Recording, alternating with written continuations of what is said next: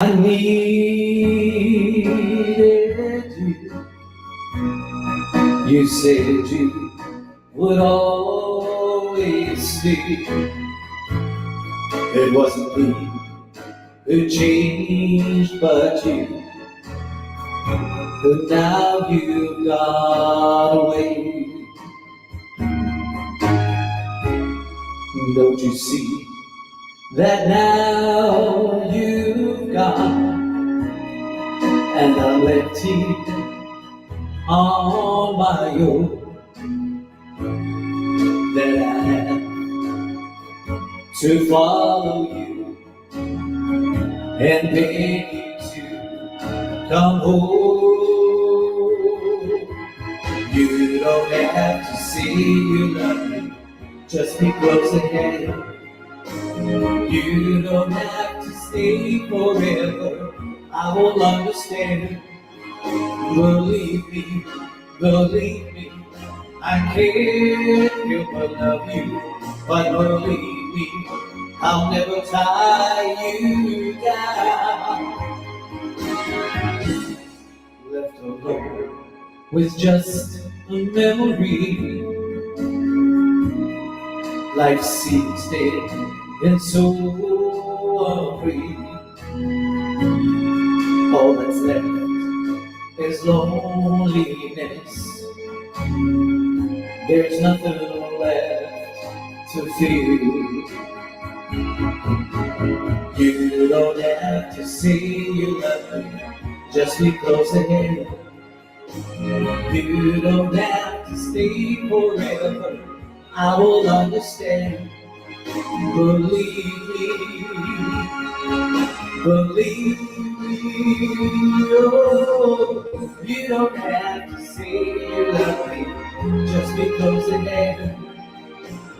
You don't have to stay forever, I will understand. Believe me, believe me.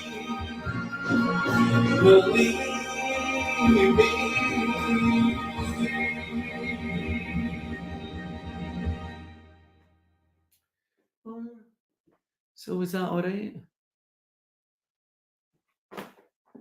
Okay, right. So it does work. I just need to let people know when I'm going live on YouTube. Are you able to share it, guys? Around this, Elaine, Jacqueline, are you able to share it? Who else is on? There's four. There's four. Who's the fourth person? Identify yourself. Right. Because you can't see who comes on. Share it to Facebook, Twitter. Right. I don't want to share it to Facebook. I'm sharing it to Facebook after then flying as off.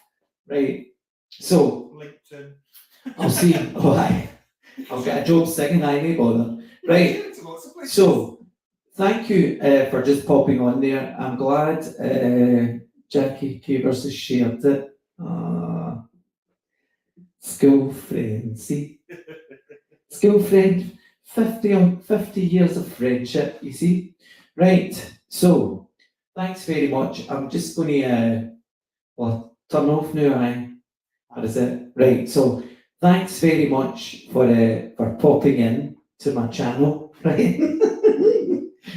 What else since I've said that? Right, I'll post it, I'll share it on Facebook, right?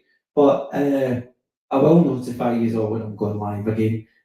Thursday night, I'm going live in, where am I going live? Jimmy the Janny's bar.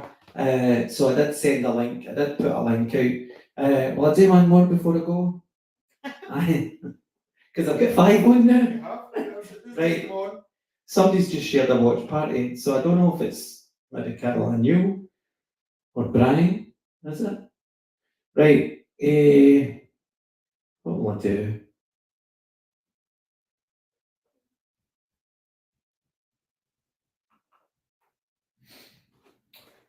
This is part of a medley, but this is the actual song version, if that makes sense.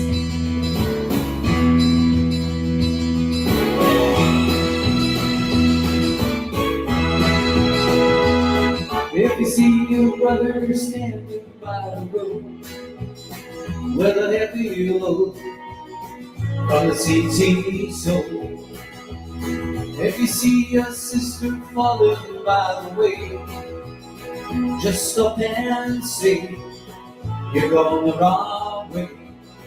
You got to try a little kindness, show a little kindness, shine your light for everyone to see. And if you try a little kindness, you'll overlook the blindness of the narrow-minded people on the narrow-minded streets.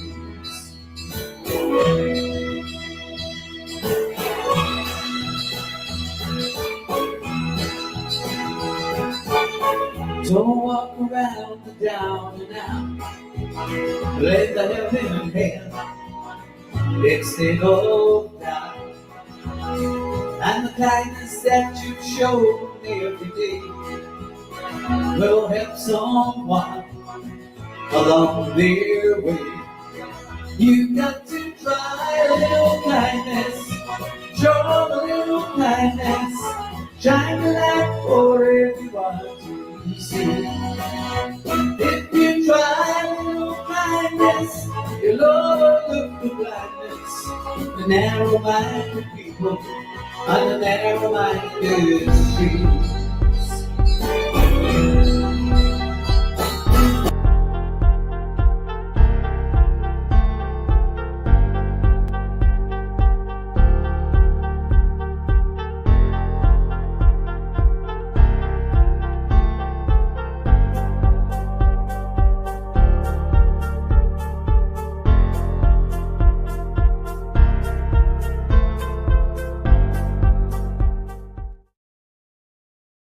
Try a little kindness, show a little, I don't know the words. Hello, everybody. Very good morning to you. I hope you're all up nice and early, tuned in to Gigs Direct Live. This time we are live. What you were watching there was our guest today is Graham Cole. And the reason I put that clip on is because I wanted you all to think that we were back in lockdown. Yeah. How depressing was that? Now, I especially loved watching Graham during lockdown because during lockdown, a lot of acts found that technically how we're going to get around this. And Graham, eventually he got round it and he was a star of lockdown. He was in like Jimmy the Jannies. You heard him saying that. That was a page with like 50,000 viewers. And then he was on Mulligan's Virtual Bar. They had like 38,000 viewers. He was all over the place on lockdown. And we got a sense of personality that came through with Graham when he done his little lives, and I loved watching them. So I thought, I'm going to give Gigs Direct a taste of just how raw and how good it was in the bad times of lockdown. Just thinking 20 years' time, if we're still here, will we be looking back going, oh, those days of lockdown, all those entertainers kept us amused. Anyway, we'll bring them on very, very soon. Words of announcement, of course, we had the fantastic Heart and Soul yesterday for their interview, which was fantastic, full of laughs. And if you were watching the page, they done the interview and then they packed a car to go through to Edinburgh to do a gig, and they forgot their laptop. Oh no. And one of the questions that we ask is, have you had any disasters at gigs?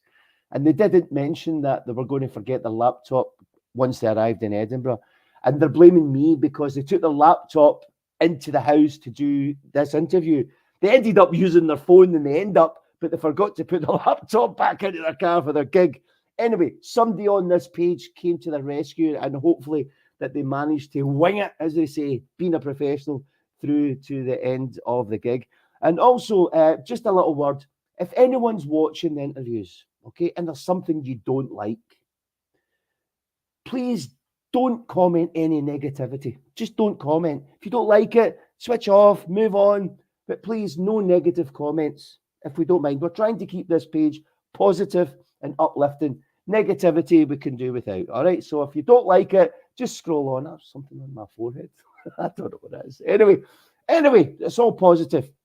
This will be the last interview until next week. I'm I'm going to the USA, so I won't be able to do any interviews for another 8 or 9 days or so. But the admin will try and get you lined up for when I come back, because it's engaging and it's great to see the people behind the name. Without further ado, going to welcome on today's star in Gigs Direct is, of course, the one and only Graham Irving Cole. Graham, hello. Hello. Good morning. Good morning. Good Disaster, some people have said, not star. Disaster. No, Graham, I hope you don't mind me showing that, because what we captured there was just you in lockdown doing your thing. I didn't do anything. I didn't put anything up of you on stage. This was in your living room, wasn't it? Yeah. It started off in the kitchen, and my next door neighbour came to the door and complained that I was making too much noise because she was working from home. And I said, well, technically I'm working from home as well. So I moved into the living room, and I know lockdown was really, really bad. And as you're saying, that, you know, it was depressing and stuff for a lot of people. And for me, lockdown kind of made me in a way, because as you say, I was popping up everywhere, and it was probably, I used to go live on a Saturday afternoon and be on for a bit. Was this when you said, Graham, coming live from my kitchen? That's live from my living room because somebody complained. And then somebody complained because my windows were open and they could hear me. I was making too much noise. But I stayed in a flat in Glasgow at the time, top floor flat, and my neighbours were absolutely brilliant, and my neighbours in the block were absolutely brilliant. Yeah. And you know, for me, if I hadn't done those live feeds during lockdown, I probably wouldn't be singing now, because it would have been 2 years with no using your voice, and it's like everything else. If you don't do something for a while, you lose the technique of doing it. And it probably made me a stronger individual doing that. I think we'll get to it, because there's more to you than just singing. Right? Know that, and the reason being, I've actually covered one of your gigs for you. But we'll talk about that later. So there's more to you than just standing up there and singing. Right. So let's fire in. We've got 27 questions all rolled in our conversation, and we'll say, right. Graham Cole, is that your stage name? Is that the only name you use? Graham Irving Cole. Now, when I get married, my husband and I got married 5 years ago, and we had a debate on Facebook about whether we used his surname's Irving, my name's Cole. So we had a debate on Facebook. We had a debate on Facebook. We took a vote. Should it be Irving Cole or should it be Cole Irving? And there was reasoning behind me wanting it Cole Irving, because if Cole Irving had a won, I was going to use that as my stage name, Cole Irving.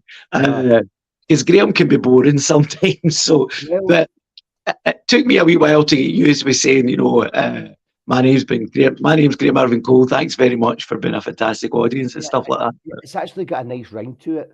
Yeah. Kind of flows off the tongue, so to Graham Irving Cole. I quite like that. Yeah. I never realised he used the Irving part. So yeah, all my pop-ups and my posters are Graham Irving Cole. So very good. Right. So where are you located? You says you were in Glasgow, top floor flat. Yeah, we've moved. Kenny and I bought a house in Gildle just outside Irving, in the last summer. We're both originally from Ayrshire. I'm from a small village called Dalrymple, which is just 6 miles south of here. Would you believe I went on holidays there one year? To the caravan park. Caravan park. I was 6 years old. Dalrymple. Yeah, we're going on holiday. Never mind just Bains and Benidorms. Kenny's for Troon. So I've still got family down here. I lost my parents when I was very young. So Kenny lost his dad during lockdown, and we moved down here we got a 4-bedroom house. If we had bought something like that, we wouldn't have been able to buy something like that in Glasgow. So and it's the majority of my gigs are down here. So it made geographical sense, if you like. Right. So if lockdown was to happen again, would you be okay doing your lives? Any complaints? Yeah. The neighbour through on one side of him is deaf. She can't hear anybody. So the boy next door's just moved in. Him and his wife have just bought the house. sort of 3-4 months ago, and he plays guitar. Oh, So right. so we're cool. We're all good to go if it happens again. Right, but and you've got 3 spare bedrooms. So if anybody's watching this and needs a bunk for the night Yeah. down by the seaside, then give Graham a wee shout. Yeah. I know. Right. So how long have you been a performer for? I'm calling you a performer, not a singer. How long have you been? How long have I been a performer for? I was just kind of thinking about this morning. Probably the first karaoke I did was the guy I was seeing at the time, if you like. He did karaoke in drag in Harry's Bar, which was next to the pavilion. It was attached to Lauders, and it was there was Lauders and Harry's Bar. Harry's Bar was the gay part of the pub. Okay. So you're talking maybe 1988, 1989. So you were karaoke based to start with? Yeah, and I did. Was it the old Pioneer discs? The old Pioneer disc, yes, the The pink and blue, yeah, the red and blue or whatever it was, yeah. What was 301A4? I don't know, but could you tell me what it was then? I don't know. Was it King of the Road or something? I don't Or I knew 2A7 was Mac the Knife or something like that. But you had to remember all these numbers. Of course. So you were in Harry's Bar, then what happened? Harry's Bar, I did. I had no. I'm actually. A lot of people laugh when I say this, but I'm actually quite a shy person if I don't know somebody. I'd said to the guy I was seeing, he did it in drag, and I said, right, how much do I get if I do it in drag? So it told me, and I think it was probably about £120, which was a lot of money. Which was a lot of money 35 years ago. Yeah. So I did it in drag, and my stage name became Lola Learlot, the Whore from Hell was my stage name. So I did it in drag for about 3 months, and then I thought, do you know what? I can't be bothered doing this. I think the sort of crowning glory moment for me was when I went with my best friend, into my shoe shop in Glasgow to buy size 9 high heels, and that totally mortified him. So I was like, no, enough's enough. Right. The Who from Hell is dead. The Who from Hell is dead, and I was created. So you moved out of the dragio. Do they call it dragio? Now I think they do. Dragio, they call it. Yeah. So how did you progress? What was the next step? Well, I then went to sort of. I was doing it kind of in and out, doing karaoke and stuff, and then there was an opportunity come up. Believe it or not, in the Waterloo. So by that time, it was 1992. Okay. So they had a karaoke presenter, and it wasn't going well for them, and they asked me if I would do it. And probably the gay scene at that time was, if you were gay and worked in the gay scene, especially in the entertainment side, you were kind of frowned upon, if you like, as being too big for your boots. So I actually said to the pub, right, I'll do it, but I'm going to do it with drag queen at that time. Was called Betty Hutton, and that's not Betty B, is it? Betty B? No, Betty B was there as well, but Betty Hutton was a sort of an older drag queen who I think is still alive and stays in sort of Partick area, but was by day was a university lecturer and could speak 7 different languages. So, but very, very intelligent man. But at that time, the stage in the Waterloo was up. See where the toilets are now? The stage was up there. I've never been in, I don't know. The stage was, you covered for me, don't act. Right. I'm not saying you were in there for a living, but you were in there covering for me. I wasn't eyeing up the talent either. Okay. No, neither was that in 1992 either. Right, okay. Some of the people that were in. So the stage was up above where the toilets were, and where the stage is now, that's where the gents' toilet was. So I did karaoke in there on a Wednesday and a Sunday, and Betty did it with me both nights. But come 10:30, she would kind of slide down the stairs because she did too much hosting pills. So then on a Saturday, I did underneath the railway bridge in the Grand Arms. Right. Okay. Because at that time they were both pubs were owned by tenants. Yes. and I just humped the equipment along. So it was the big case with the Pioneer discs in it. Was it your own equipment, or did you work No, through? no, it was the pubs. It was shared. It was actually shared between the Waterloo and the Grant Arms, which is why I just kind of humped it along along Argyle Street. So that was my kind of start, if you like. And then it was probably another. I did in there till maybe 1996ish, and then I kind of drifted out it for a wee while, and I then did. It was again Lesbian Centre in Dixon Street, which was known as the GLC, and they did karaoke nights and stuff. And I eventually managed in there, but was presenting karaoke as well. And that's where Betty B was and Francine. So Betty B used to work for me when I had Madness. Oh right, cool. I remember once they're asking me to do a gig in the East End of Glasgow, and because she didn't have her own equipment, so I had my own equipment, and I went, and they wouldn't let us out until we'd sung this song, and none of the two of us knew it. So, so that was a sort of sheer panic moment, if you like. But no, I think the gay scene at that time was. I'm not saying it's no tight now, but I came out when the sort of AIDS pandemic hit. So for everybody, it was a pretty tough time, that kind of next 10, 12, 15 years sort of thing. Yeah. And then eventually I worked with a couple of companies. And then probably about 2013, I decided that the company I worked for at that time, I said, look, I'm wanting to go and do sort of more cabaret, if you like. Right. So, and that's because I was getting my own gigs anyway. Yeah. And then it just sort of evolved for there. Right, okay. No, I think the same. I think the company you worked for, I done some bits and pieces for the same person. Yeah, I'm sure. Yeah, I know who it is, but he's no longer with us. He passed. Isn't it? And that probably because I got hired my stuff off him and stuff, and it worked. It was a good working relationship for the two of us. But when obviously passed very quickly and stuff, but so that then prompted me to go and get my own stuff and put the outlay out, and everything I was then earning was mine, if you like. Good. Apart from the stuff that goes to the taxman, obviously. Yeah, good. But back to the drag queens, the one that I just used to do back in the 80s, loads of ladies' night, and there was a drag queen who sadly is no longer with us, but it was Geraldine Starr. Yes, yeah. I didn't really know Geraldine all that well because no staying in Glasgow. It was like if you're coming up to Glasgow, you were getting the train up, right?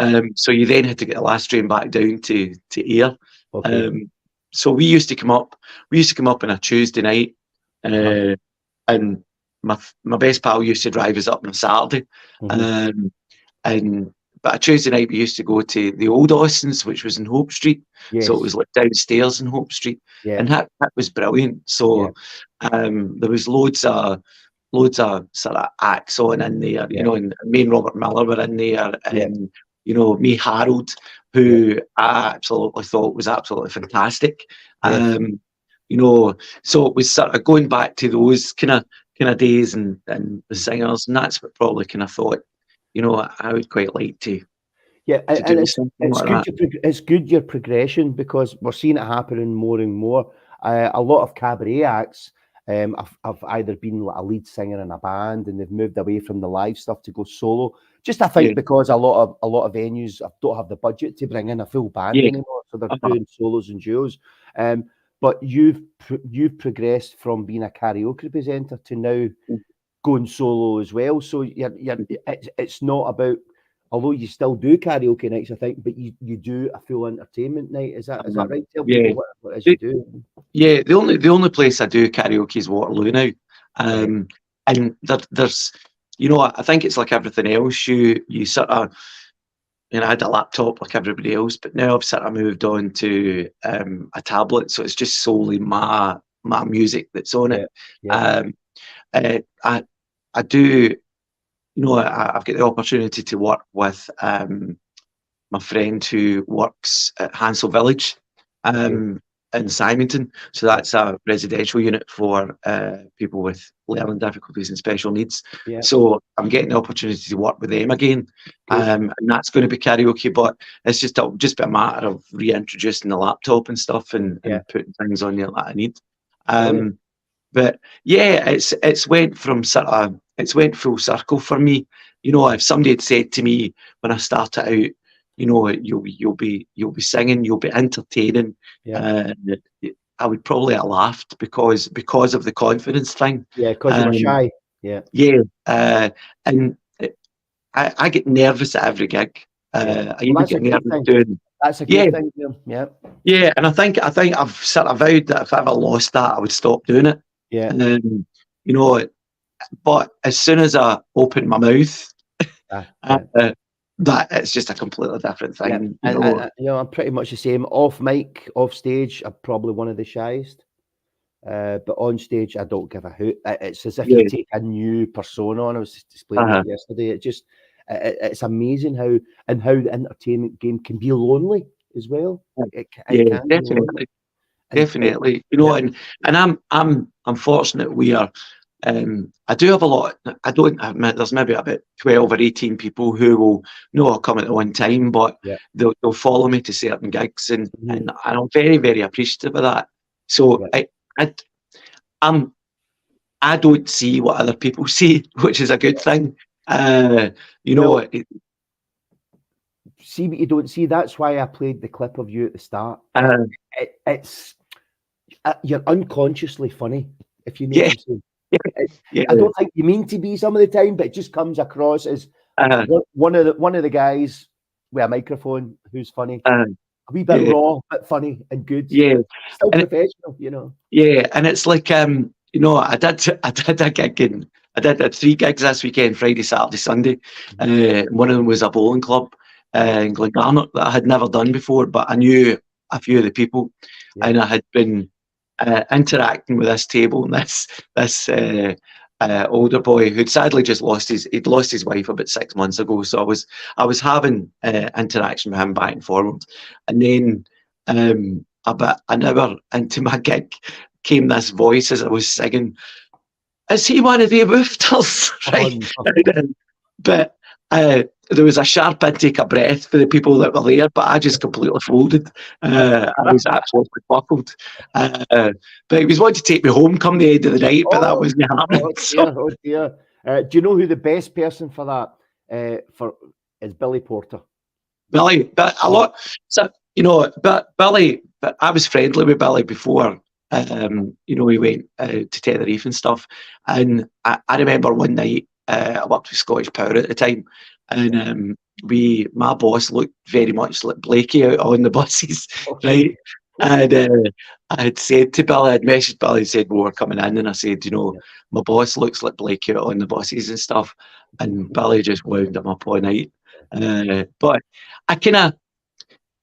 I look at, so I suppose in a way that Billy has been a sort of role model for me, because I don't want to be Billy, but there's a bit of me that has his sort of sense of humour where he just says what he thinks and he doesn't.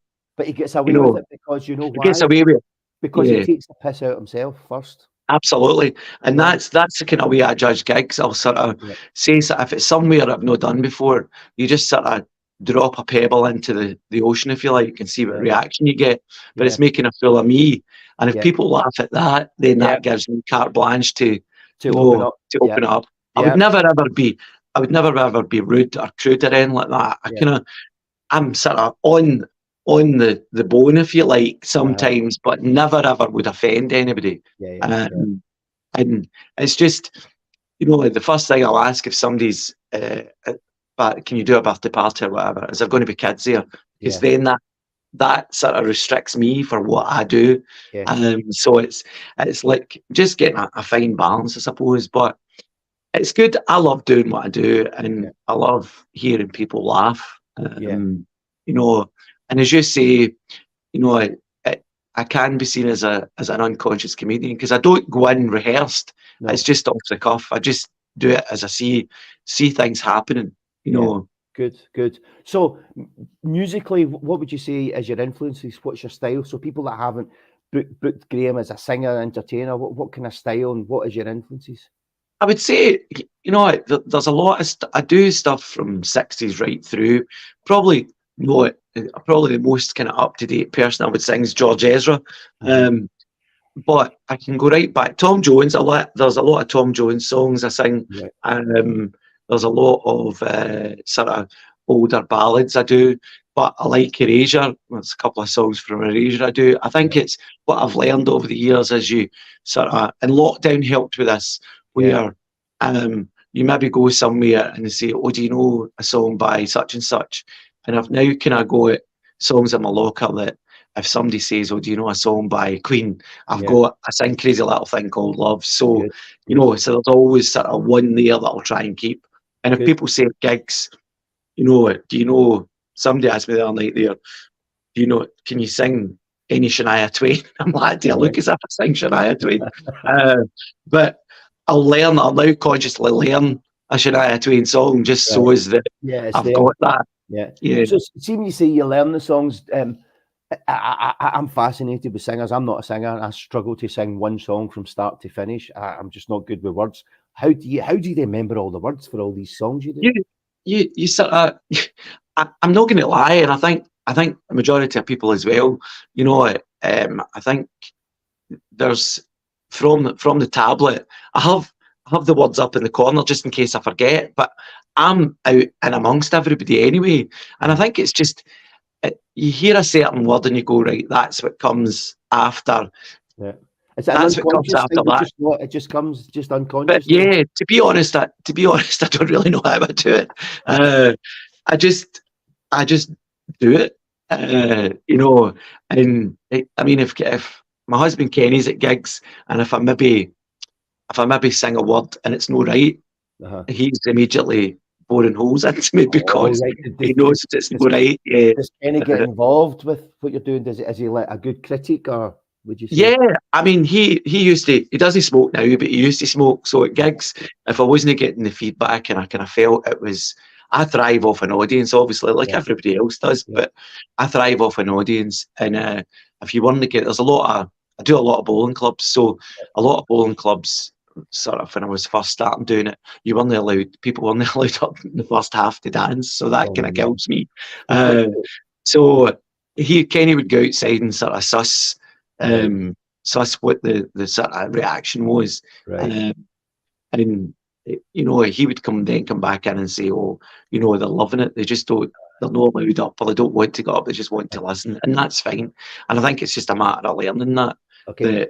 So the tip is for any acts out there, have a secret agent Kenny. Have a secret agent Kenny, yeah. But I think the big thing for me, I'm just myself. I'm me on the stage. I don't profess to be anything else. I don't hide behind anything, and I treat even when I was working, I treat everybody the same way. I speak to everybody the same way. I can remember working in a blue chip company I worked for, and I spoke to the call centre director the same way I would speak to a fellow manager or a member of staff. And the managers used to say, how can you speak to her like that? I went, well, why not? If she pushed me down the stair and I pushed her down the stair, we would both have the same injuries, and we would both, because she's got that title with her, doesn't make her any better than anybody else. And I think that's a big thing for me. Yeah. So I think you are, but you're self-contained. So you turn up at a gig. What equipment do you bring, and what kind of equipment? Well, I had JLB speakers, which I still have, but I've just recently changed to like a tower system. Right. So subwoofer on the bottom. And do you find that easier for transporting? It's easier for transport because obviously Kenny doesn't go to every gig, so it's just easier for me because the tower system obviously separates, so it makes it easier to carry the speakers, if you like. And obviously, do you think you'll lose any sound quality without having the big box? No, I don't. I don't. That's genuinely what I was worried about. Yeah. But that's 5 gigs I've done with them. with Okay. that system, and everybody said it's been fine. But it's not. It's obviously there are other systems available out there, but the one I've Yeah. got is LD, which is half the price of the one that everybody else buys. Right. And it's fine for Yeah. me. You know, like I did a bowling club in here in Saturday night, and I kind of Right. thought, just the kind of shape of the bowling club, Yeah. I don't know if that's maybe going to be enough. So I took a speaker with me as well, and I Uh-huh. used it, Yeah. and I just had it down. I had it so as you could hear it, Yeah. you know, but it wasn't sort of full pelt, if you like. Yeah. But it worked. But the tower system was probably enough. Okay. If I'm So being you've honest. you've got your tower system. Take a mixer. Do you take lights with That's you? it. Yeah, microphones, my tablet. I've got sort of stands now that I use for my tablet. I use Spotify for background music and stuff like that. So I've got another stand for that through my phone, and you know, so I'll tend to that's what my setup is. And my show business wife, Christine McMurdy, all Yeah. those years ago, taught me how to set up. Funnily enough, somebody asked me last night. I was in Blantyre Miners last night, and somebody Mhm. said to me in the break, Graham, why do you cover everything up? So I'll set up, I'll put a cover on a table, Yeah. right? And then I'll put the mixer down, and then I'll put a sort of laptop stand over the mixer, Okay. and I'll then put another cover over that, so Yeah. everything's hidden. Right. So the only thing they're seeing is the covers and the stand with my tablet on it. Right. And Okay. I just said, well, I says it's presentation. Yeah. And that was Christine implanted that in my mind years and years ago. You Uh-huh. know, if it looks good, Yeah. that's half the battle. Yeah. I Um, suppose. Yeah. you know, and I try and get cables tidied away out the Well, that road. was my next thing. Yeah. But of course, it hides cables and stuff if you're just Yeah. screening it off and stuff. Yeah. Uh-huh. Yeah. So yeah, if you can do that, I would suggest that you do it, because there's nothing more frustrating when you go in somewhere and it's maybe somebody you don't know, and they're like, you know, it's like a dog's dinner. Yeah. For sure. Yeah. Um, So what kind of venues have you been playing at? What's your kind of? I do. I play bowls, so I play lawn bowls. So I do loads of bowling clubs, right? Okay. I do obviously the Waterloo every Wednesday, and Christy and I have done that for 8 years, Right. almost. I don't do a lot of pubs. I used to, but I Okay. don't do a lot of pubs. I do a couple of pubs. So I do Bar One in Saltcoats, and I do the Horseshoe Bar in Greenock. Yeah. So how do you get your gigs, Graham? Bowling club wise, it's just it's word of mouth, Shuggy. It's like, you know, you'll get asked to maybe, it all kind of started when I first went out and said, you know, I'm going to do more cabaret than karaoke. So you get asked to do an opening dance at a bowling club. So you've maybe got about maybe 10 or 12 other bowling clubs represented. Good. So I'm not saying they all come up, but No. you maybe that first time there was 8, I think it was 8 come up and said, Yeah. do you have a business card? So yeah, produce the business card. Then you just wait and hope that they phone you. And the luck they did. Yeah. So from that one gig, I then had another 8. Brilliant. Then from that those 8 gigs, I then get something, Yeah. you know. But word of mouth for me is the best way. But I self-promote on Facebook. I don't have Twitter and I don't have TikTok. Yeah. It's just Facebook I've got. I'm the same. I'm the same. I'm not a TikToker. I'm not even Instagram. I'm not. No, I don't do that either. I'm not Instagram. I'm not TikTok, and I'm not Twitter. So I think it's just Facebook. I love Facebook. People down Facebook, and I don't know why. Facebook is kind of not changed my life, but I love it because it's an online diary for me. Yeah. I love seeing memories coming up from 12 years ago. I'm going, wow, I'm glad I posted that. So why, is it because it's not cool to talk about Facebook? I don't know. I think probably, yeah. And if you go back even further, there was Bebo in Bebo days. Yeah, I remember Bebo. I had Bebo, yeah. My dog at the time had a Bebo page. So But no, I want to ask you something. Did Lola the Who from Hell have a Bebo page? no, she didn't have people. People was the infected at that point. It was just handwritten letters. Right. Have you got any photographs of Lola? We would love to see Lola. I've tried looking for pictures of Lola. Right, that's actually where I first met Kenny. Right. Okay. So Kenny was only. Maybe he's got a picture. Well, I would hope no. Right? So I think Kenny was probably 19 at the time or something, or maybe even just 18, because there's 8 years of difference between us two. So I'll just stress that I'm 8 years older. I maybe look younger, but I'm not. So it's just, Lola was I was fortunate enough to know a guy who was a hairdresser, and I knew somebody who designed dresses and stuff. So I had Lola was dressed in a Spanish señorita's dress, and my wig. The guy who I was friendly with always did my wig and sprayed it, and with hairspray, and it stood erect for the full 3 hours that I was performing. So, I think you should bring Lola back for one night. No, Lola's well into retirement, and I actually think she's in a nursing home somewhere. So, what would you say has been your biggest, your most prestigious gig that you can think of? I would say probably we've done Christy and I would say probably with Christine. Christy and I did the SFA Christmas party just before lockdown, the year before lockdown at Hampden Park. So that was a big thing for us. And we also did. I'd started off. A couple of friends I knew had asked if I could do their wedding, and they were getting married in a leap year, so they were getting married on the 29th of February. So I had said to them that, what about I get Christine as well?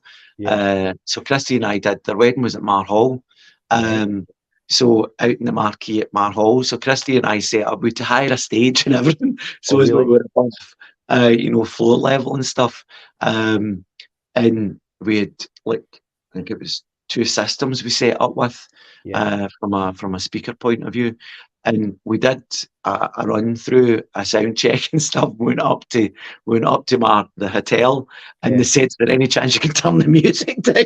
Oh wow! So I think the windows were rattling. But before that, we had there had been a girl called Michelle who'd put out a thing on Facebook about a couple who had to bring forward their wedding because the guy was actually terminally ill, and she was looking for various things, one of them entertainers, and Christine and I sort of volunteered for that. So that was a big thing for me. It was a big thing for Christine as well, to be part of their day, and that was at Mar Hall as well. I've just joined Mar Hall this year as my golf. I'm a golfer, so I've just joined Mar Hall. It's going to be big changes there. They've got Dubai money. It's just went into administration 6 months ago. It was getting a bit dusty. It's a stunning place, but I think Dubai money's coming out. It's going to be mega different. Going to be changed. Good. And we passed by that marquee on the golf course, and I'm thinking, well, it's a big marquee. Once again, it's looking dusty. It's all kind of get green mold. It's been left to it's been left to just get which is a pity. Somebody's wrote, "Hello, Mr. Cole. Hope you're well." I don't know who that is. It just says Facebook user. It just says Facebook user. So just write your name, whoever that is that's watching us. Don't forget, if you are watching this live, then you can click on the link that I put to the page. You come in and ask Graham your own question. We've not had that yet, so it'll be exciting if we get someone to do that. What would you say is your favourite gig? I don't have one favourite gig that I can. Probably, I'm obviously going to say the Waterloo because that's entirely. It's just kind of completely off the wall. You've covered for me on a Wednesday, and it's just it's just random. It's just something that Yeah. we, Bobby Gibson, who's the owner of the Waterloo, came to. Christina was already working in the Waterloo on a Sunday, Okay. and Christy and I we'd started a Monday club in the Oriental in Okay. Hutchison Street, Yep. and it was a day where, as entertainers, Monday's probably the start of your weekend. Yeah. So it was good for us, and the concept was we did a bit of, we sang and we did a bit of karaoke as well, and we did play your cards right, and then Bobby asked us if we could do it in the Waterloo. Mhm. So the first gig we did was Easter Monday. Yeah. And our next gig after that was the 20th of April, so Right. 2016. And we had ducks at the time with rope round their necks, and obviously That was the my next. shaft of wood, right? Before you say it, and for anyone that's never been to the Waterloo on a Wednesday and you're thinking, what kind of entertainment? All I can say is Chug Your Monkey. That's the only Chug reason Your I covered for him. Well, So tell them. it wasn't Chug Your Monkey to start with, because it was these ducks we had, and the story behind that was we did the Easter Monday, then we did the 20th of April, and then Bobby asked us for a meeting on the Friday. So the 20th of April was a Wednesday. I asked us to come in for a meeting on the Friday with him and asked us if we would do it weekly. And it just grew arms and legs from there.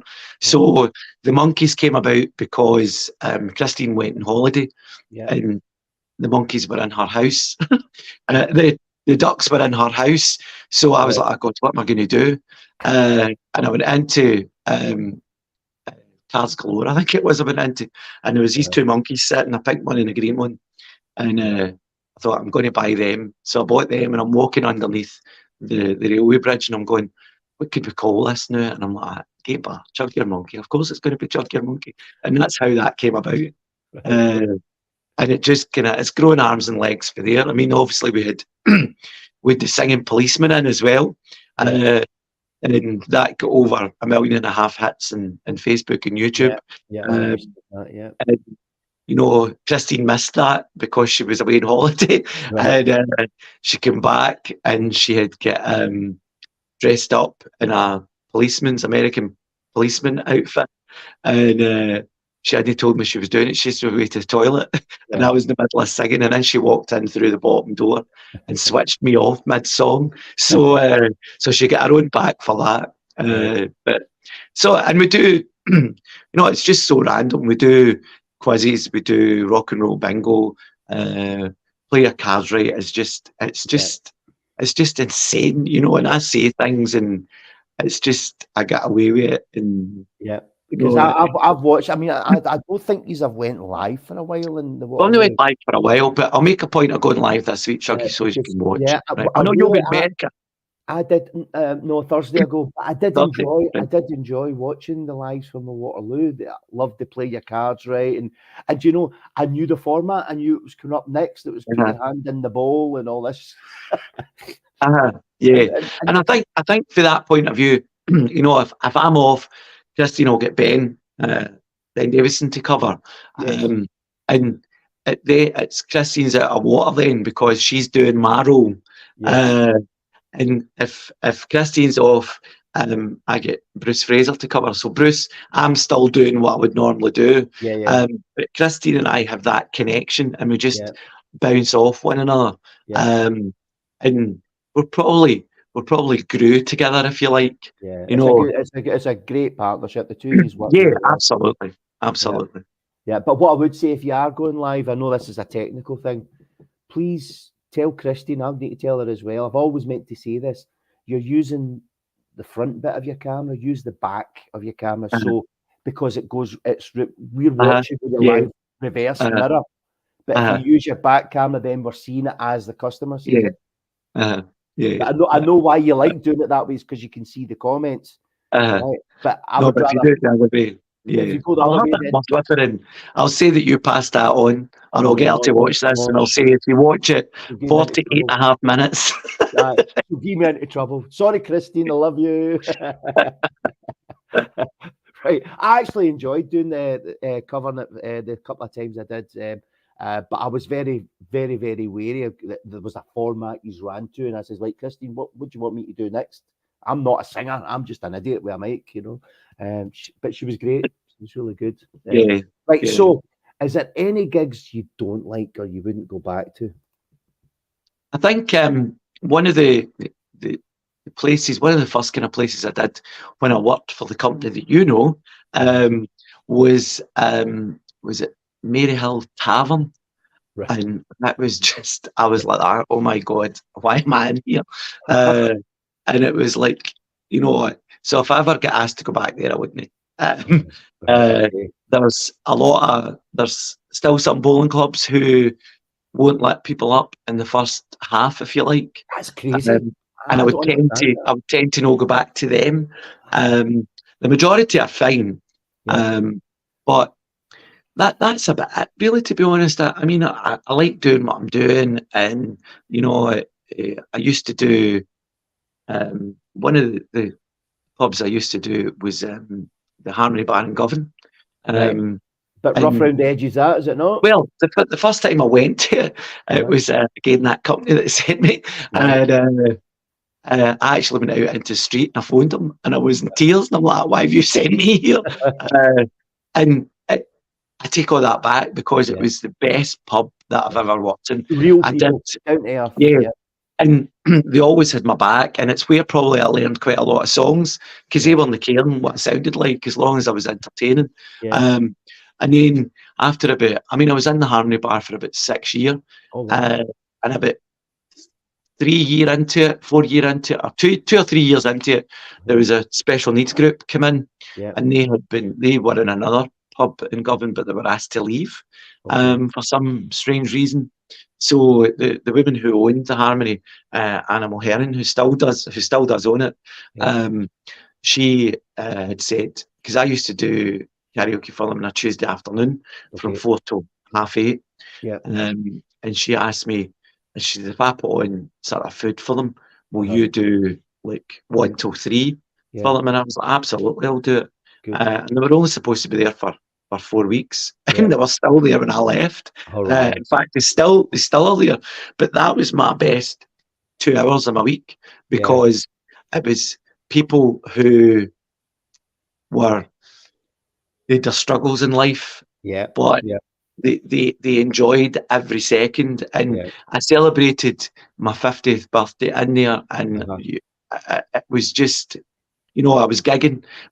On the Tuesday, my birthday was my 50th was the Wednesday, and they had planned all this stuff without letting me know, and it was just so overwhelming.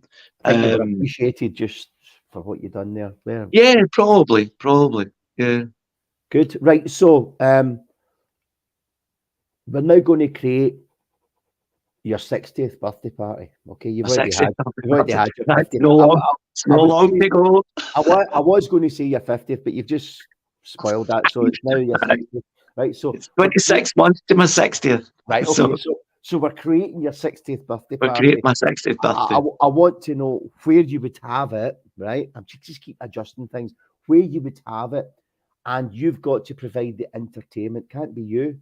So for like-minded people that you know in Glasgow or around the area that are entertainers, you've got to put 5 people on your 60th birthday party on stage. You're allowed 5 entertainers. Where would you have your party, and what 5 entertainers would you have at it? Well, I'll give you the entertainers first, right? Because I can't think of a venue at the moment. So my entertainers would be Barbara Bryceland. Barbara sang at my wedding. And I think she's fantastic at what she does. Ashley McCulloch, who I think if you gave her the phone book, she'd be able to sing that as well. I would obviously have my show business wife, Christy McMurtry, to pull things together and entertain people. Look after the monkeys. To look after the monkeys. Brendan Carr. That's George Michael, isn't it? Tribute, yeah. Would you have Brendan doing the George Michael at your party? Yeah. I worked with Brendan, did the Oriental with me a couple of times as well when Christine wasn't available, because he Okay. used to sing in the Oriental as well on a Friday Right. night. Okay. And the other one I would probably think would be R.T. Leonard is Tom Yeah, Jones, Robert. because they'd arranged, Christine had arranged for R.T. Leonard to be at our wedding and do a wedding interruption for us, Right. so it was Brilliant. quite good. So Brilliant. that would be the 5. Venue wise, Yeah. I don't, I really don't know. Venue wise, there isn't. I would like to think that I'd be able to maybe go to put something on at the theatre. Is it the theatre in Glasgow? The Royal The Pavilion. No, the Pavilion. The one, oh, what's the one at next to Buchanan Galleries? Oh, the concert hall. The concert hall. There Aye, you go. that'd be good. So That'd be that's yeah. good. I mean, this is you creating your perfect Yeah. gig. So your perfect Yeah. gig would be the Royal Uh-huh. Concert Hall. This is here we I go. know it's 5 people. Yeah. Love it. Love it. Yeah. Love it. Okay, right now you've had your 60th birthday party. Uh-huh. It's now your 100th birthday party. But 100th birthday party. Ah, So this is my funeral we're talking about. yes. That's why So- I'm saying 100, right? So Right. it's your last song, and all these people are at your funeral. Uh-huh. But what is going to be your song when the curtain closes? What is your song? What's going to be played? There's a few. You know, I've sort of said, you know, I want my mother's already been warned, and so is Kenny, that Uh-huh. if I go before any of them, then I want it to be a party. I want there Yeah. to be karaoke as well. Yeah, yeah. But I'm going to be the one doing the singing. I'm going to record. I actually did entrance music and committal music for my friend's mum's funeral. Okay. And the song that sort of I went into the studio and recorded both, Yeah. because I wasn't wanting to stand and sing, because I wouldn't have been able to do it. So it's a Nathan Carter song, probably "Wings to Fly" would be the song that I would probably want played as a sort of. So you would play you singing it? That's quite emotional, actually. And the reason I say that is because I was friendly with a guy who, you know, as I said, I play bowls, and I was district secretary for Bowls Scotland for the area in Glasgow that I was in at the time, Yeah. and he was district secretary for down this way where I am now, and he passed suddenly. Actually passed away in the Bowling Green, but he was a singer as well, Right. and he was doing the talking as well at the crematorium, and I thought, that's actually, one, it's quite spooky, right? Yeah. But 2, what a lasting memory for people, and it's Yeah. always stuck with me. Wow. Because I sort of tend to, because of my sexuality, I play my sexuality all the time at my gigs, right? So Okay. immediately I'll start and I'll say, you know, is there any bobbies in, or is there any willies in, right? So that's what I want to do at my funeral. That's the words I want to say when people are in the congregation. Yeah. I'm just checking to see if there's any bobbies or willies in. Oh my So, God. so the other alternative for my funeral is that, because I've got a pacemaker, right? Right. I don't tell the crematorium I've got a pacemaker, and I just ask people that I don't like to the funeral. And as I go through, my pacemaker blows up, so that takes a bit of fear. It doesn't like me. So You're mad. But yeah, no, I love that, the idea of singing at your own funeral. Ooh, wow. We're going to talk about any disasters at gigs, and we're talking about funerals. I was a big fan of the Circus of Horrors. I don't know if you ever seen it. yeah. They were on Britain's Got Talent, and they've done loads of tours. Yeah. But the guy that owns it, Dr. Hayes, he passed away last year, quite sudden. Right. And I was watching his funeral online, streaming funeral from down south, and his Circus of Horrors was all freaks. It's a freak show, you know, Yeah. guys with stuffs through their tongues and just freaks, Yeah. you know, little. Yeah. I'm not allowed to say the D word, but short people, Yeah. stuff like that. They were Yeah. all there at this funeral, and it was a bit spooky, a bit creepy. The guy at Compere that was Count Dracula, he was Dracula and he was doing this funeral. So when it came to the committal, oh man, the Circus of Horrors was like, it was like a horror show. There's just things happening on stage. Sometimes they worked, sometimes they didn't work. See, when it came to the committal, the rollers broke and couldn't move the coffin. They're up to try to push the coffin. Yeah. I was like, no way. This is perfect. A circus. The guy that invented Circus of Horrors and his coffin wouldn't go. It was just amazing. Yeah, right. So don't get me wrong, I think see when I went to my friend's mum's funeral, it was very spooky because I'm going, that's me singing. Right. And you kind of think, God, that's you're kind of going, that's I would never ever have thought I would have done something like that. But yeah. Do you know, I've been telling everybody these interviews I'd be using my song, and I would. I never thought it that way. Yeah, when the curtain goes, the coffin goes down, it's going to be my song that's playing. Everybody knows that. It's the tune the bat song, So so you're pretty similar, but yours is probably more passionate. It's mine's just comedy. I just want to go down with a laugh. Well, I was listening to on my way to my gig last night. I was listening to your interview with Gary and Scarlett, and he had said that he wanted Bird and Ring of Fire, and I kind of thought, I've always sort of said as a gay man that's what my song would be as well. Oh no! Let's talk about the monkeys. Right. So, do you have any aspirations as an entertainer? Where do you want to go? No,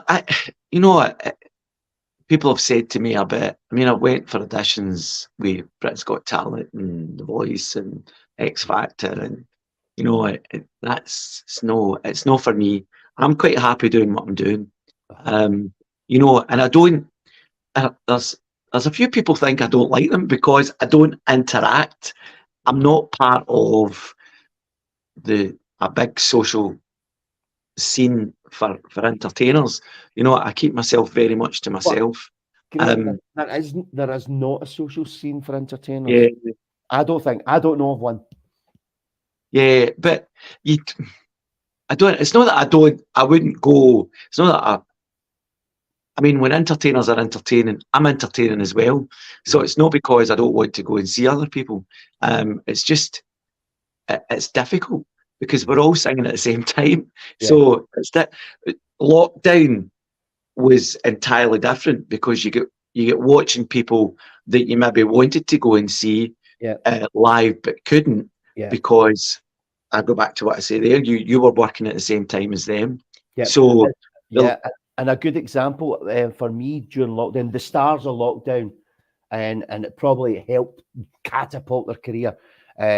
Although I'd seen one of them perform, but it was Jubilee, Billy and I'd never seen them perform as Jubilee. I'd seen Billy, I worked with Billy, I'd never seen the Jubilee, and I thought their live streams on lockdown just blew me away. I would never have seen them because, as you say, we're working the same time as they're working. Yes. You don't see these acts. You sort of, the sort of whole lockdown thing. If you're doing a gig, right, I used to do 3 45-minute sets, but when I first got diagnosed with my heart condition, I was finding that you maybe do 3 45-minute sets, but you're maybe only taking 15 minutes of a break. Yeah. And that wasn't giving me enough time to get myself back together, if you like. Okay. So then I started doing slightly longer first sets. Yeah. And I was taking a longer break in the middle. Yeah. Just to compose myself and stuff like that. So as I was getting my breath back, if you like. But doing the live feeds on Facebook is actually harder than doing an actual live gig, because I was on for 2 hours, sometimes more than that, but it was 2 hours of constant singing. You couldn't go, right, I'll you for a 15-minute break now, just don't go anywhere. So it was 2 hours that the 2 till 4 gig for me on a Saturday, I was always knackered once I was finished. But very appreciative of people watching and stuff. Yeah. Have you ever been on TV? Yeah. Kenny and I were on a quiz show called The Cash Machine in Right. 2019. It was Okay. hosted by Lorraine Kelly. It is Okay. available on YouTube. Right. It's the Okay. episode from September the 15th. Right.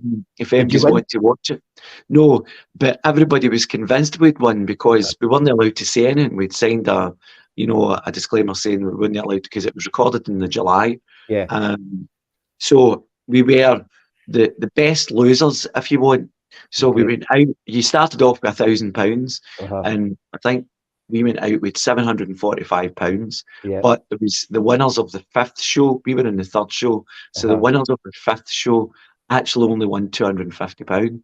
All right. But the winners of the show that we were on won, I think it was £4,500 they won. Right. So did you get to keep that £750? Did they No, give no, it? no, no. No. It's like everything else. You do, like all the rest of the quiz shows. If you're on, if you go out, then you lose Right. your money. Okay. I did a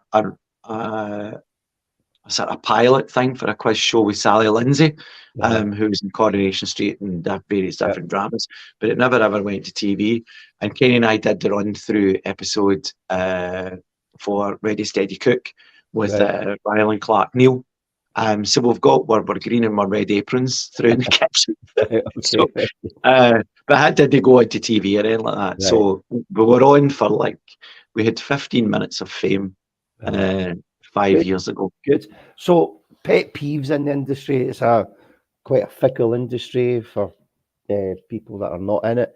It has its moments. Give me a couple of things that annoy you about being an entertainer.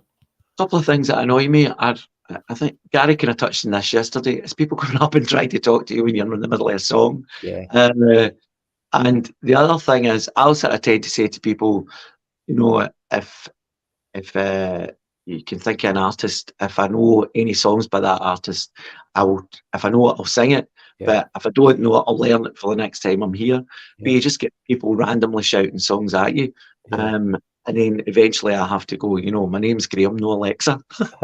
So, Very so that for me is and I'm not really a drinker anyway, but I don't drink it, guys. It's just soft water, or I tend to drink tea. I'm a tea Jenny. So But do you speak alcoholic? what do you mean? that Just line- Do you know the language you're talking to drunk people at gigs? Now they talk their own language. It's called alcoholic, Yeah, no, I can do that, and I'll say to people, I'm as mad as this, and I've not even had a drink. No drink has touched my lips in the making of this live feed or this live gig. But yeah, I can do. I'm pretty good at, all right, man, and stuff like that. So, if I'm ever in a situation like that where I've got a wee mate who's just walked in off the street, then I can handle that, no bother, Yeah. because I just talk their own language and I'm fine. Yeah. So we spoke briefly earlier on about hecklers, and you say you got one at the bowling club. It wasn't so much a heckle; it was just a comment. So how would you deal with hecklers?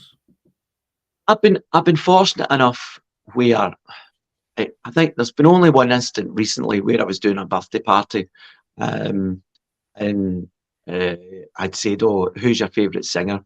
I went up to this table and I said, "Who's your favourite singer?" And the woman that I'd asked, she says, "Oh, I'm not really too sure."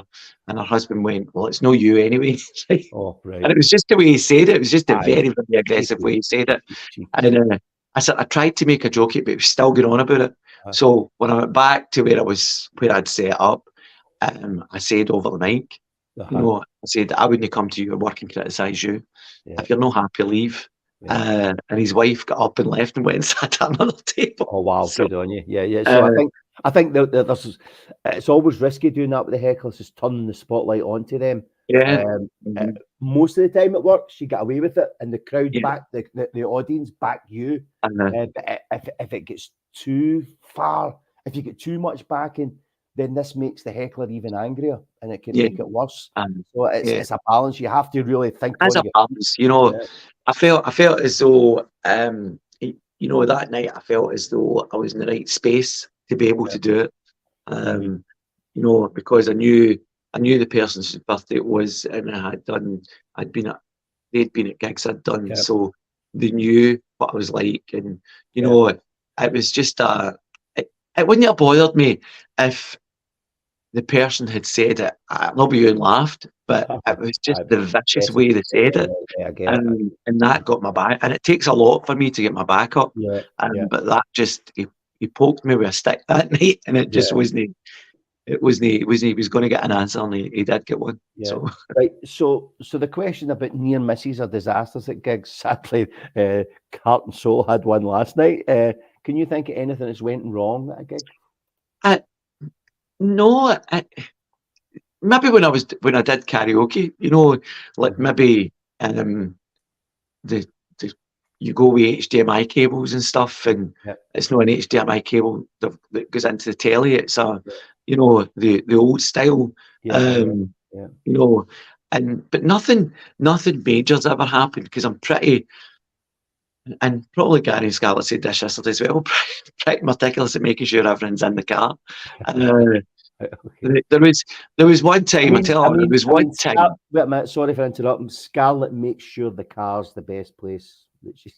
That's not, I heard that, yeah, the 3 months that she went in the car. And I'm like, he's not asking that question. But I knew immediately what she meant, which scared me. Sorry for interrupting.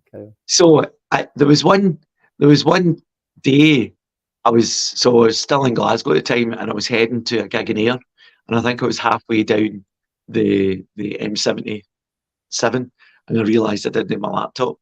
So I had to come back off. At the Comores cut-off and come back up. So that could have been a disaster, but I averted it sort of before it actually happened. But that's been my only near miss, I would say. Touch wood. Good. So charity gigs, you've mentioned that you do them. So what's your thought on the charity work? Yeah, I think you know, I do. I've been doing a charity gig the last couple of years at the Horseshoe Bar in Greenock. It's called Youth Cause, and it's for a young lad who sadly passed away a few years ago now, and his parents have this charity event every year. Before lockdown, it was in another bar, but since lockdown, it's been in the Horseshoe in Greenock. So they have a charity football match at the start of the day. We have entertainers sort of there between sort of 2 o'clock and 9 o'clock. And I think it's what Gary and Scarlett touched on in the interview yesterday.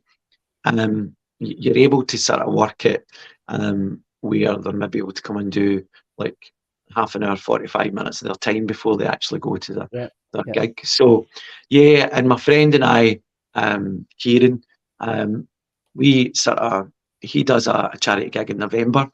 And it's for a different charity each year. He's actually a policeman, and he's the Ayrshire Piper as well, and he does a wee bit of signing as well. So we've actually, during lockdown, we did separate live feeds for our living rooms and whatever. And when we came out of lockdown, sort of in between the first and second sort of lockdown, we did a couple of live feeds from my living room. And I said live on the air at one point, God, wouldn't it be funny if we actually started doing this in pubs and clubs and stuff? I said we would be a duo to forget, right? Because Kieran's half my age, and that's the name that we use, a duo to forget. And you know, we work off that now, and you know, and I was a wee bit kind of wary at first. I do what I do when I'm doing my own gigs, but Kieran's really quiet. So it's like having a straight man and a funny man. He'll bounce off me, but we do a lot of duets. I've struggled to harmonise with people, but for some reason, Kieran and I click, and I'm able to harmonise really well with him, which is probably one thing I wanted to learn to do, and it's just kind of happened naturally for us. So good. Yeah. Right. So Graham, you're on stage. What kind of outfits do you wear? Do you off the peg stuff? Do you do you get changed before you go, or when you're at a gig? No, when I turn up, my friend who has a t-shirt business, so she did all my t-shirts for me. So I've got, for going to a pub, I've got just one that says singer, and then I've got my company and my telephone number on the back of it. Right. I've got a separate one I have for the Horseshoe in Greenock, because Yeah. people used to come up and say, "What time do you start singing it, son?" So my T-shirt says, "Graham, I'm the singer between 4 and 7." Right? And then if I'm doing bowling clubs, I've got one that says, "I'm the singer at your bowling club." Right. So I'll get dressed when I'm there. I tend to take maybe 2 or 3 changes with me. Okay. Good. I get fancy sparkly shoes off of Amazon. I probably get most of my stuff off of Amazon. I have a kind of silky shirt that's see-through to a black one that's see-through at the top. Right. I've got a kind of half and half jacket where it's red sort of glitter down one side and black on the other. I've got a Good. blue one as well. So I tend to make an effort in what I'm doing. Very good. You know, just to tie that in with sort of doing the covers. You know, there's no point in covering it all up and then coming on and looking like I've just fell off the back of a flat, if you like. Right, centre stage, 3 words are going to come up. I want your reaction to the 3 words. And here we go now. The weirdest place. The weirdest place I've probably ever performed is, oh God, it's the weirdest place. See, when this came up last night, I was going to say underneath the cupboard in the stairs. But then I realised it wasn't that you were talking about. You've just committed now. All right, okay. So I'm taking that because I take your first comment. Don't care if you cupboard in the stairs. Yeah, the cupboard under the stairs. Love it.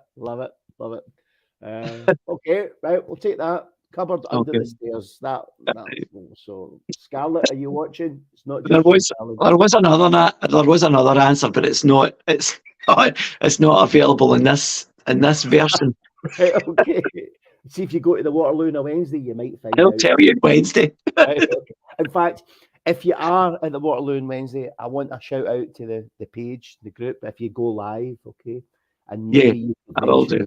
The weirdest place. In fact, what you could do is if you've got singers on or whatever or contestants, I want you to ask them, Joe Public, see what they say. Just say, I'm just going to put the mic in your mouth, the weirdest place, and see what they say. See what they say. Yeah, no, I'll do that. I'll do that. Yeah. They don't know what it means, you know. Most people, you know, would say what Scarlett said. The car, right away, the car. Gary sit and go like that. We're nearly done. Oh man, 1 hour 17 minutes. You're the longest interview yet. Wow. I'll take that as a compliment. Yeah, right. Right. Can you play a musical instrument? No, but Kenny can play. Well, he used to be able to play the saxophone, right? Okay. But he's taken lessons again because it's the dearest ornament that we have in the house that just sits at the top of the stairs. Right. So he's starting lessons again at the end of February. So I've said to him that we could maybe incorporate that or something into, a gig. Just saxophone's so popular right now. It was funny that I was doing a live feed because Kenny could never sing, right? But he used to come on and we learned 5 songs together and we called ourselves the Gay Claimers when I was doing the live feeds, right? And there was a Neil Diamond song that I sang and it's got a saxophone instrumental bit halfway through it. Yeah. And I was like to Kenny, you could get your saxophone and just kid on that you're playing it. And everybody thought he was playing it. Really? Everybody thought he was playing it. So yeah, I would like, if he sticks at the lessons, I would like to sort of maybe incorporate that. So not in every gig, but and maybe a suitable gig where, they're looking for something different. I think it'd work. Even bring him into the Waterloo one week just to get a bit of confidence. It's a good that kind of gig is like a practice ground. You get away with it, even if it doesn't work. You would get away with it in there, And don't get me wrong, there's a couple of bowling clubs that I'm really friendly with the members and stuff, and Kenny will come to them and like halfway through the sort of second set, I'll be chanting his name to come up and sing with me and stuff. So he does get involved, and although he's like me, he's a very, very shy person as well. So that's why it took us 30 years to get together eventually. So we're both scared to ask one another. Brilliant. Okay, but he did go for Lola, the Whore from Hell. Yes, yeah, he came up and saw Lola when he was towards the end of his teenage years. Yeah. Does he miss Lola? No, he's never ever said actually. If he does so- miss Lola, then that's just tough, Shuggy. I wonder if I could speak to your showbiz wife and see if we can start a campaign to resurrect Lola, the Whore from Hell. Right. You've been absolutely fantastic, Graham. Loved it. Loved the conversation. I could have spoke with you for another hour, easy. But I'm going to give you centre stage and a minute maximum to tell everybody, Graham Cole, what you're all about. There you What I'm go. all about. I'm just about making people having a brilliant night. I'm what you're seeing on this interview is me. I'm not any different when I'm singing. I think if people ask to describe me in one word, they'll probably say I'm off the wall at times. But I just want to make people happy, and that's what I set out to do at each gig. You know, I get nervous as I've said earlier, I get nervous at every gig I do. But as soon as I open my mouth, I'm in a completely different zone, and very reactive to what's going on. So I try and involve everybody. Within 10, 15 minutes of a gig, I'll probably round every table to try and involve everybody, just to make them feel part of what I do. I actually do a tambourine challenge as well at my gigs where I sing Burning Love and I get people up to play the tambourine and stuff. So, yeah, try and make it different. And I'll get my audience participation song where I get everybody, I sing Folsom Prison Blues and I get everybody to go choo choo. So that works. Super. Well, that was good. You said it all there, and we did capture it. And for anyone that's watching this and catch up, maybe you're at the end, we did play a clip at the very start of Graham doing a live during lockdown. Lock up. Yeah, lock You up. can. Yeah, I'm down, Shuggy. I know, I'll get locked up if I keep doing this. But it gives you a little bit of the unconscious, the natural, raw. Raw. I'm not. See, when I say raw, I don't mean it as derogatory. No, I know you don't. I know you don't. I know you don't. Yeah, It's absolutely. funny, it's Yeah. in your face. It's not rehearsed. It's just Yeah. I'm Yeah, what I 'cause you had said to me that you were going to play the song, and then I'm going. The song finished. I'm like, why is that not going off? Deliberate. And then sort of I'm talking away to people, and I'm like, well, that's 5 people, and they'll just stay for another song. Yeah. That was so deliberate because that's you. Yeah. You. And if something was to crash, you would just talk to people and say, fuck it. Well, that's what I it is. know. Let's move on, you know. I know. So But no. thanks for your time, Graham. And No, thank you. spread the word. Thank you. The YouTube link will be on the stream. I'll post it. So if you Right. want to get any of your friends to see it, or any Yeah, I'll friends, share it, stuff like that. they Yeah, can no as problem. well. And we'll look Yeah. forward to seeing that live from the Waterloo. From the Waterloo. Wacky Wednesday. Yeah, Wacky Wednesday. Chug your monkeys.